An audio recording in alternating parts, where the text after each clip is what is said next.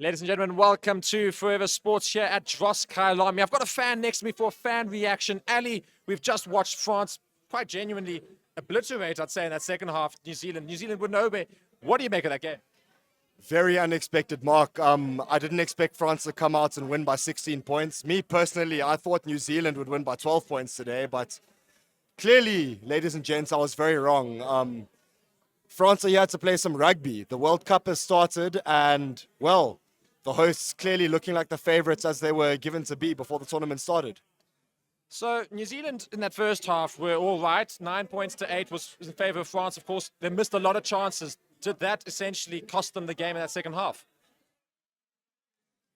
It's genuinely a possibility that that happened, but I think New Zealand's discipline was also something to be wanting.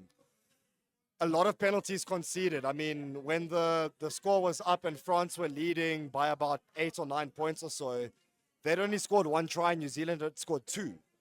And the discipline that cost them was that France were able to kick their penalty goals over, adding to the points tally. And cumulatively in Test rugby, no less a World Cup, it adds up.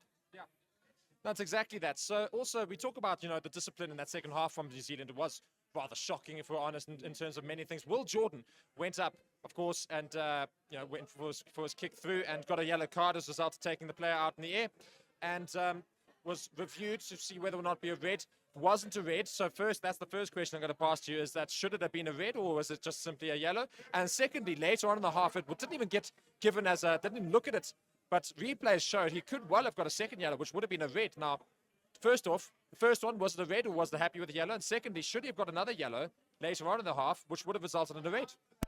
No, look, it's a very good question. I think the first decision was correct, that it was just a yellow.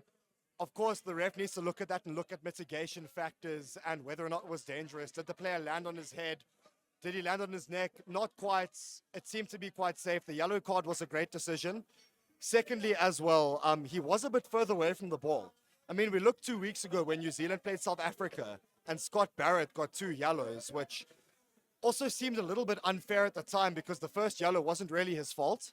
The second yellow definitely, but because it was 2 yellows making a red, it was quite significant in the context of that game. Here, we can look at this game in the context that this yellow card happens, specifically the second one.